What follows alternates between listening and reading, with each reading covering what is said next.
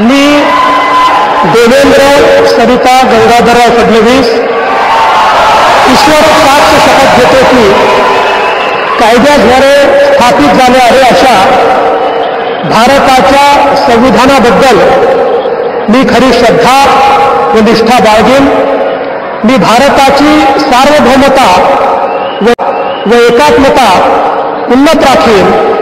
मी महाराष्ट्र राज्याचा मुख्यमंत्री म्हणून माझी कामे निष्ठापूर्वक व सचोट विवेक बुद्धीने पार पाडेन आणि संविधान व कायदा यानुसार सर्व तऱ्हेच्या लोकांना मी निर्भयपणे व निपक्षपातीपणे तसेच कोणाच्याही विषयी ममत्व भाव किंवा आकस न बाळगता न्याय वागणूक देईन।